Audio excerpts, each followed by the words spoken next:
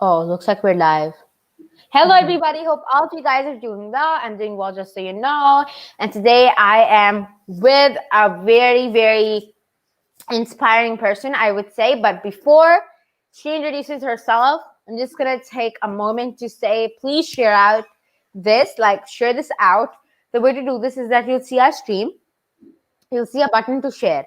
You share this publicly to your wall, and then everybody that comes to your wall will able to be, seeing this. And I feel like we'll able to learn, we'll be able to learn something, potentially learn something. Let's just say that, right? Let's not be so full with ourselves. But okay, so I'm just gonna take a moment to make this public. Until that, do not mind that I'm already like working on something, but I would love if you can introduce yourself because we have an audience that is pouring in. So this is like the time to introduce yourself. Hi, so I'm Jigyasa and I'm in 12th grade, senior year, and it's been pretty crazy with the coronavirus and the whole pandemic thing has been totally crazy. But then I've gotten a lot of time to introspect and like just take some of my time out of the hectic schedules we usually have. And this year was a literal turnover for me. I did a lot of many things I didn't think I could possibly do. So I started three nonprofits. One is the mental health organization. We focus on mental health. We organize webinars to help teenagers realize how much mental health is actually important. And then for another one, we kind of wanted to give a platform to all the organizations since not all student led organizations are given recognition and the appreciation that they should get. So Yeah. I started working on something like that, and it's been really, I think, enlightening for me how hard people work, like seeing you and seeing other people, other kids, like they're so young and they do all these things. Like I didn't realize most of the things until my junior year. I was pretty late, but then now I'm focused for working on a creative cause. And Yeah. I'm really interested in designing and computer science. So I do go crazy on the internet a lot of many times. And it's great meeting everyone. So yeah, it's nice to be here. Thank you. Yeah, it's actually a pleasure having you here. So, I'm very, and I feel like we should do something together on like mental health because I feel like it's important. Because it's like at least in Pakistani schools, teachers, even if the child would deserve that amount of appreciation, they would just give lesser than that. That person would be now very overconfident. Let them be confident. The over part comes you know, after Fun. that. Don't worry. So I feel like we should just like go on and give the part that they deserve, and then, look for later. So that is something that we hold back on and appreciation. So I feel like if we do that, and it'll be like a way better world, but let's start like advocating for that, appreciating kids to what they deserve, like fully deserve, and are to some point also entitled to that appreciation, to that love, to that care, and to that respect that they should get as human beings and then children.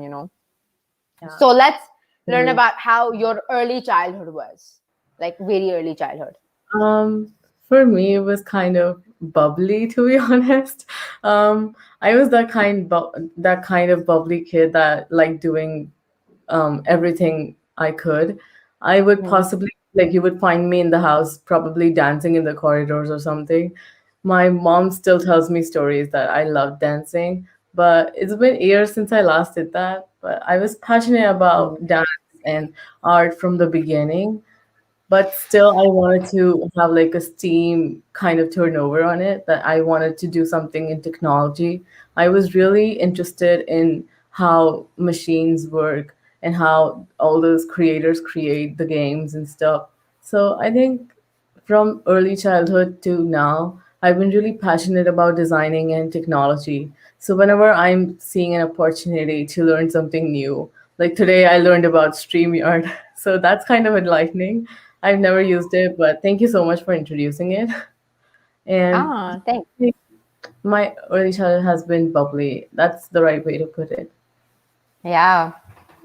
And so, how was it like really just realizing what you want to do? Because I mean, you're an entrepreneur, you're speaking, you're writing, and then you're also into tech. So, like, it's a lot of ways. And then tell me more about the non-profits as well, because I feel like that is a very nice thing. But before that, tell me, the right pronunciation for your name. Because the thing was that in the start, I never even said your name. I'm like, I do not want to be embarrassed right now. And over dinner, I was telling my dad, I'm like, oh my God, it's like such a unique name because I have one of my own. So everybody calls me Ramin or Rahim, and everybody has their own, you know, supposed pronunciations for my name. But your name is harder to pronounce, or just to assume how pronunciation would work with your name. So, yeah, tell So me the my name story behind that. is Jigyasa. It's pretty easy. Like it's just Jigyasa. If you want to give me any nickname, feel free to do so. I just want to know that you're calling me from that name, so I'm not Yeah. confused. I'm not looking around. That is that you calling me? Yeah, I mean the first name that just came to me, I'm like Jigsaw, and I think Jigsaw is like the name. I'm Have like been more like used to Jiggy. that. Yes, and autocorrect always does like corrects my name to Jigsaw. So pretty much okay. Yeah, that's one of my nicknames. Yeah, so like Jigsaw is the thing, I'm calling you Yeah, Jigsaw now. yeah, I'm Come on, totally. I've never interviewed anybody that I give like a nickname to that they know of. Oh, that's okay. I should Yeah, be the because it's like, I call them something in my heart, but I've never like quite said it out because those people are like yeah, way senior than me. So I think you're in like the age range where I can call you Jigsaw. yeah, yeah. Yeah, so Jigsaw it is. Jigsaw, yeah. All my friends do it all the time, like Jigsaw, Jigs, and they go on with the nicknames. I'm totally habituated of that fact. Oh yeah, so like it's kind of like a normal thing, but just Yeah, knowing what they're calling you. I'm walking to a place and people are like giving me new nicknames. I'm totally up for it. That's okay. Yeah, that's it. Now that's very nice. And now coming to your realization of like what you wanna like do. Yeah, so for me, it's always like working for a greater cause, Mm-hmm. even if it's like working in technology, like even if it's very much career oriented or Mm-hmm. like volunteer experiences or something. I just want to work for a greater cause. I want to make people happy. It's just not limited to earning money and earning recognition. It's just that I want to see someone smile. I want to sit with people and talk to them because I know like being a teenager is hard, being a kid is hard, and being an adult is definitely hard. So we have all seen those stages, like being a kid, that's okay, you grow out of that. And then you came in, like you come into this particular situation of being a teenager, like everything is going around you and you don't know, like you're just trying to figure yourself out. So I think Mm-hmm. realizing the fact that I have to work for something greater, it's just that that's the thing that would wake me up in the morning at 6, that yes, I have to do something today, that I want to like influence people today. So let's just do it. Let's talk to people. Let's bring them at ease who are Mm-hmm. having problems or are facing problems. So yeah, I connect with people really well because I think I have gone through a lot and I've seen the journey of being a teenager, the puberty. It's rough. I mean, high Yeah. school is definitely hard. You know that. I know that. And it's going to be hard. I know that too. So, yeah, just working for a greater cause, that's what makes me do stuff. So, I've realized that I just want to keep working and working. Even if, like, people say that you're working too much, you need to Yeah. stabilize yourself, you need to slow down, you're going too fast. But it's on me. I think the first thing that starts from you is you start to kind of organize your priorities, like what you want to do in life, what you want to like, what impression you want to leave on people. So I think I've realized that, and I think I'll be realizing more as I grow. So yeah, I think that that would be my answer to your question. Yeah. Now, I mean, one thing that I definitely would want to ask you, Jigsaw, that is, that is that. Now, tell me. I mean, you said that you always had that like creative side of yours, that be like in any field where creativity is, it's you're kind of like attracted to that. Yeah. Now tell me, how was it like you growing up with like parents? Because my parents, they understood my creativity and would, appreciate it. How was it growing up, you know, the creative side of yours? Because some people might find you crazy or weird, which happens with me a lot, right? But Yes. your parents, if they understand you, then I feel like that just opens up a new path as well. Mhm. Yeah, I think definitely as an Indian kid, I have experienced that, like societal norms, like you have to Yeah. follow particular things that if you are taking like physics, chemistry, and maths, if you're studying science, you have to become an engineer or a doctor or something. So definitely that phase was there. I have to admit, my parents were like, become a doctor, become an engineer. But then as I grew, I found that I was more interested in computer science rather than being like engineering or, like Mhm. medicine. Those were not my interest of areas. So my parents realized that I have more potential in this field. So they kind of eased to that and they now support me a lot. So I'm very thankful for them. Yeah, I think the societal norms and the rumors, they really affect you with everything, like the career you choose. A lot of students end up taking the like making choices that they don't want to. So yeah, it's hard to keep up. Yeah, and actually, I feel like it's at times it's hard that you be that firm, that be with your parents. So and I mean, me and you both know, but Yeah, that our parents would agree, but having the aunties and the uncles and then that that entire khandan agree would be hard. especially the relatives coming at your house and telling like Yeah. talking to your parents, it's so hard to witness that. Just don't talk to them, don't talk Yeah. about me. You can talk about everything but not me. Yeah, it's cringy like watching you be the topic, or like your education or your grades be the topic of like the weird small talk or the It, weird conversation, it's right? very hard. Yeah, it's very hard. And it's actually really funny the way they slip it into conversations. It's really funny and awkward sometimes. Like all of a sudden someone is saying, how much did you score in your exams? I'm like, how is my score going to define my potential? Yeah, I mean that is, and that's like Mister None of your business. That's like none of their businesses. And then we cannot say it to them straight away, like, none of your business. If we say that, my mom will be like, get out of my house. This is not what I've taught you. Yeah, I mean, it is, and I feel like we have that relatability because I'm from Pakistan, you're from India. Everybody knows in the world that we were the subcontinent, right? So we Yeah. were like the one country and we have the same interests and everything. So I feel like Mhm. that, that relatability of auntie jokes is like really, really gonna work with you. Yes, Uh, by the definitely. way, I'm actually like a stand-up comedian and I do only auntie jokes. So it's like based Oh, off of aunties and their experiences on weird parties and vacations is what I have built my career of stand-up comedy out of. So it's I like can see thanks to that them, yeah. totally. Like, yeah, I mean, this is the first time like I have talked to someone this freely in an interview. All the interviews are so hectic. Like I'm always like, okay, what's next? Just ask me what's next. It's very hard to go with interviews, but this No, is fun. the point is that if I call somebody that is near my age, so I just like go with them like, dude. Now, of course, I get you as Jigsaw. Now that is something very special to me, of course.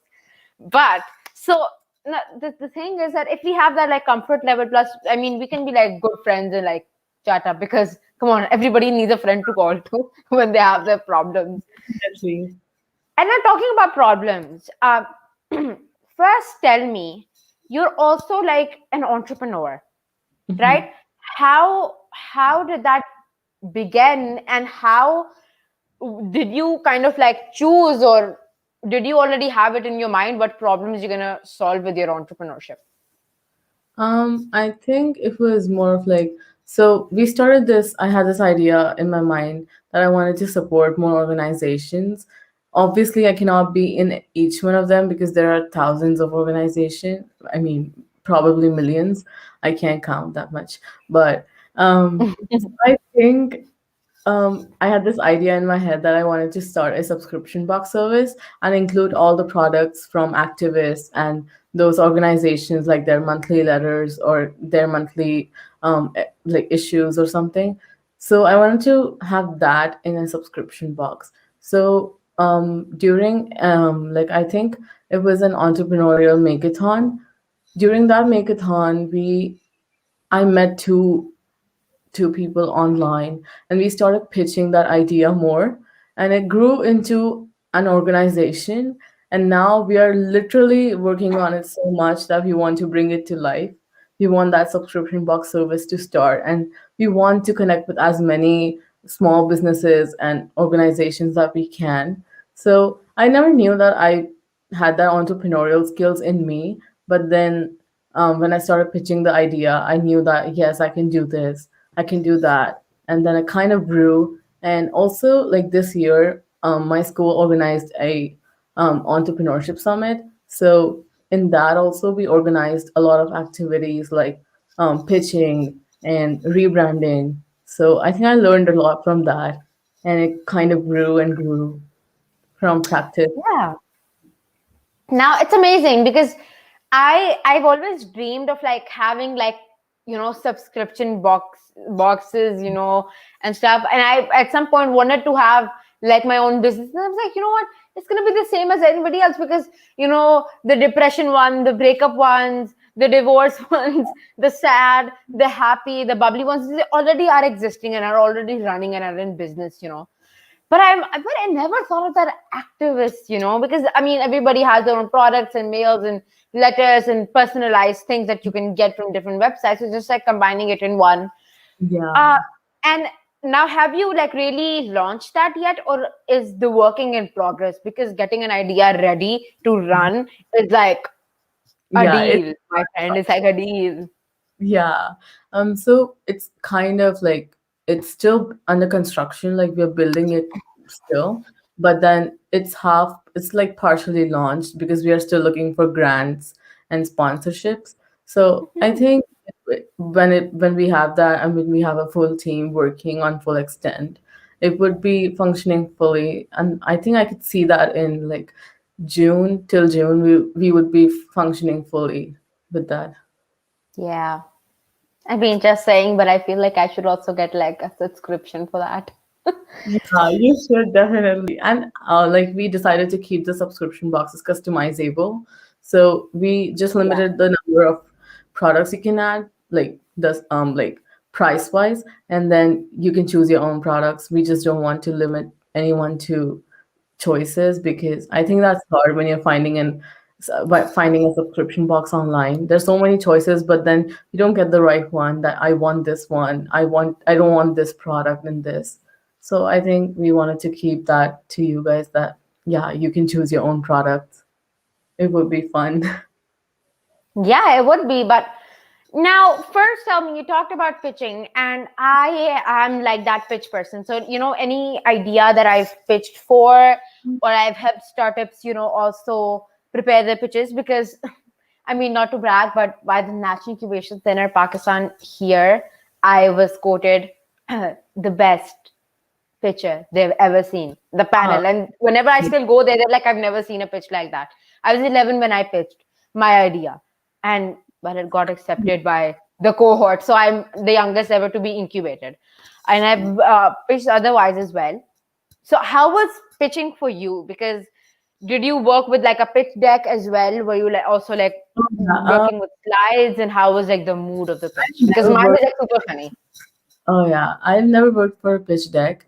So there's a pitch deck coming upcoming in February that I had to do, and I have no clue how I'm going to do that. But I'll Oh, try I my. can help you.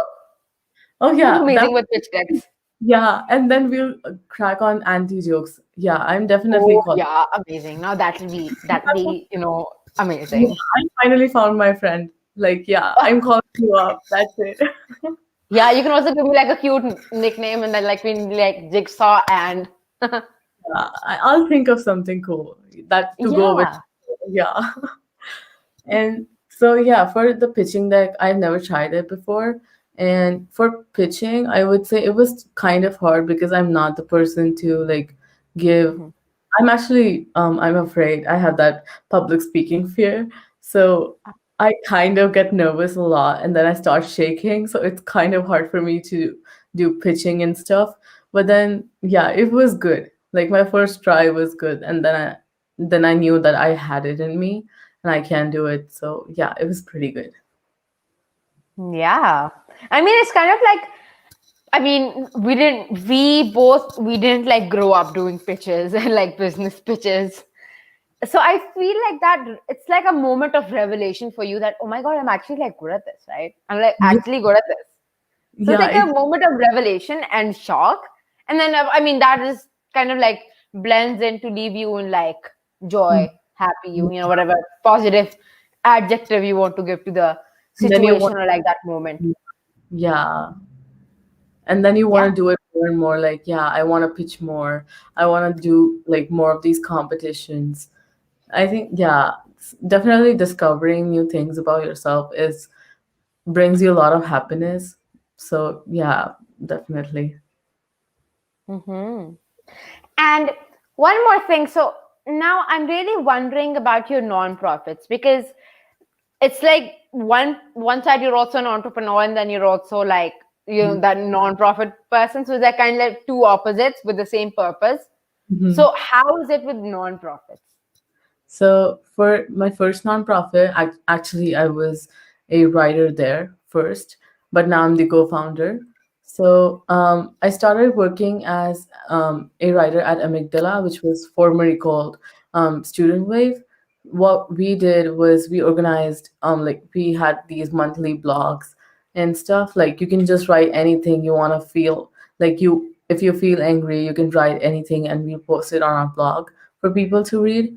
And then we kind of grew up into mental health perspectives because we really wanted to see and meet people and talk to them and like give them knowledge or like enlighten people about mental health and how important it is, especially during the pandemic. I know it's been hard for everybody, Yeah. and lockdown hasn't been useful that much for especially for your mental health.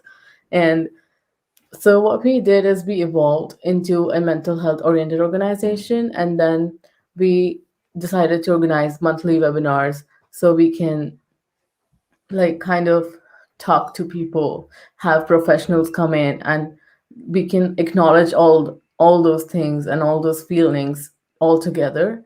So last year we had more than 200 participants from 11 plus countries, and I think it was a really good reach to see those many people. And we were awarded the most longing project in Design for Change by UNICEF and UA. So that was really amazing to work on, and we're still working on, but then it's kind of a slow progress to have webinars planned out for this year since everything is new and people kind of want new stuff. So yeah, Yeah. definitely looking out for that. And then for my second nonprofit, Apricity, is still under construction. Like we are short on staff, the applications are still open if anyone wants to. And yeah, Apricity is like a cohort of all the organizations, like partners from all around the world. They are presented on one platform to give them more recognition and appreciation that they deserve because Mm. obviously they have been working for so many years, and they have actually all the student led organizations are so professional, like they are actual companies sort of workspaces, and they're it's amazing to see like young kids work so hard and learn so much daily. So I think it was really to appreciate them. And for my third organization, which is the business pitch that we did, it's called Boxit, and it will be soon officially be fully functioning. And I'll let you know more about that since you'll be helping me for the pitch deck. Oh yeah. I mean, duh, you let me know more about it. Now let's come to your, writing side of you because I see those Harry Potter books right at the back. I'm just staring at them and I'm like, oh my God, I look like a crazy stalker or something. It's like I'm looking at a bookshelf. The And whole why is that? it actually goes on. yeah, I mean, of course it goes on, but I see those like highlighted Harry Potter colors in those books. Yeah, right. So, So I mean, how's writing for you? Because writing is something very special for me. It just kind of lets out my feeling in a very inappropriate way. I mean, yeah, appropriate way. That's what I meant to say. Sorry, I just yeah, blanked out for a moment. I can see. Yeah. Yeah. So for writing, I would say I'm not that like blog person or article person because a lot of people are really good at writing short stories and Hmm. sometimes people end up writing novels. I don't know how they do that, but I'm not like the long pieces person. I would go Hmm. for poetry mostly. So I personally think that I do a lot of sensual poetry, like having a lot of imagery and emotions in my poetry, might be directly or indirectly because I'm still learning. It's still a phase. But yeah, mostly poems are the things for me. Like when I read a poem, I can feel a lot of things. When I'm writing, it usually comes out in the form of a poem. So yeah. Hmm. It's been going great. Like this year, I have done a lot of writing, like seriously, some good writing. And I think I'm working on my poetry collection. Like I'll be soon publishing that next year, like this year, I think till June or July. So you can look out for that as well. Oh, lovely. And this is going to be posted on what platform of social media, or was it is it like another place? I think I'll be getting it published through a particular press, and I'm not going to spill the tea now, but then I'll Yeah. get it published, and I'm going to self-design the cover and everything. So I'm really excited for that. It will be, I Yeah, and think, I feel like that's amazing. mhm. Yeah, you were I think, saying. sorry, I was just saying it will be available worldwide. I'll try my best to get it available for everyone. So that would be great. Hmm. Yeah, that actually would be.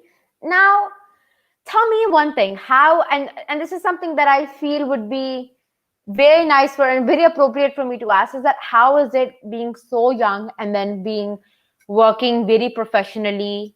I mean, I Mhm. work internationally. I think you do as well. But now tell me, how is it being so young? Because it's always that we're also underestimated because of our age. People think we're unprofessional. People think, oh my God, we're giving weird examples, which I do a lot of the time. So, how's it for you? I think it's kind of contradicting because all those aunties and uncles they tell you that you don't have the potential, like you can do it, and especially when you try to give your advice and they're like, "You're too young for this.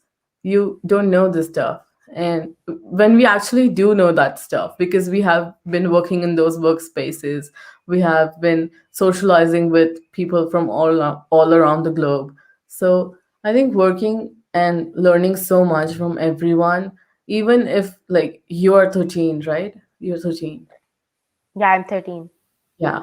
So learning from you, like I can definitely see like I learned a lot today. And age doesn't matter. Age is just a number. It doesn't define the potential you have. I don't think digits can define your potential because neither my scores tell how much I know and neither my age tells how much I should know or I want to know. So it's been great like socializing with so many people, getting to know so many things. It's a daily Mhm. learning process. And I think it's much better than just theoretically reading those books and having to focus on the words. I think words give you knowledge, but practical experience is important as well. That is so true. And I so feel like that because now the people that first at first I was like, having a lot of people come in and have interviews with me and stuff, and I was like not really picking people like that much.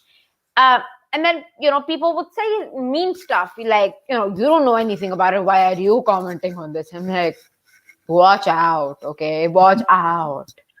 And then it's like so like, I mean, I know more than you. I mean, I have worked more than you in this, so I feel like I am like the one with the power here in the conversation. So, but I mean, it's just for people to realize this. So everybody that is seeing this, please guys, respect teenagers, love teenagers, and care for teenagers because they're very important. They're very important. And teenagers are kind of like that's like a phase in your life, you know. At some Mhm. point, you're like a band person, and then sometime you're like a movie person. Then at some point, some people are like book people. I'm like the movie person right now. At some point, maybe a band person, but the book person, like I've always been. So that's gonna be staying Yeah. consistent. I Now, think, three things I wanna ask you. yeah. First, now tell me if anybody would want to reach to you, right? How can they do so? I mean, which platform are you most reachable on? I think through my email or through LinkedIn because I'm most active on those two platforms. If you send me an email now, I will be like, yes, I'm replying to you right now. I think emails are very important, especially when you're working professionally. And that's what like workspaces have taught me that yes, check your email every day, organize it, and like literally make it colorful because that's what I do. Mm-hmm. And I mean, that is amazing. Now tell me another thing.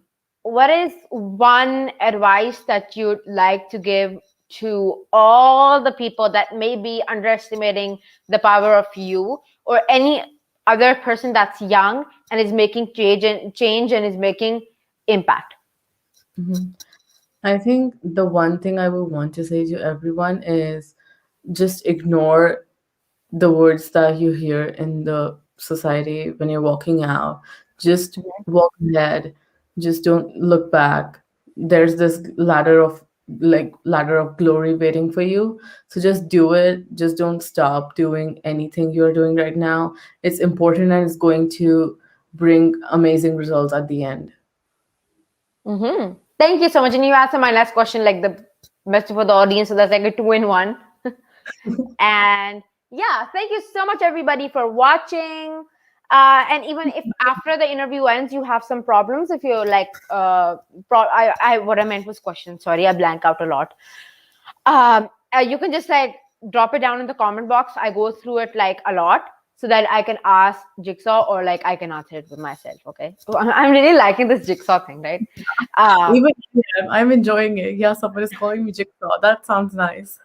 Yeah, it's because I watched in a TV show that they watched a movie in which a character was Jigsaw, and the first thing I'm like Jigyasa. I mean, like Jigsaw. I mean, like that's the thing. So yeah, I mean now because we know more about each other, so I feel like now we're comfortable with calling Yeah, each other names with the consent, right? With exactly. consent.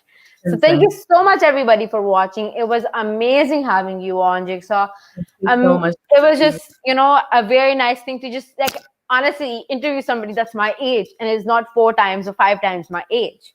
So it's like This nice to hang out. It was like, you know, and I yeah, think like the similarity between us is that we both are working. So we're mhm, not the kind of friends that would be like, oh my God, you're not giving us time because both of our schedules are like blowing off. So, right. you know, both of us know how it is. So, thank you so much, everybody, for watching. It was amazing. Thank you so much, everybody, for commenting. And I'm pretty sure I'm going to come again with Jigsaw. And you saw us here and on YouTube.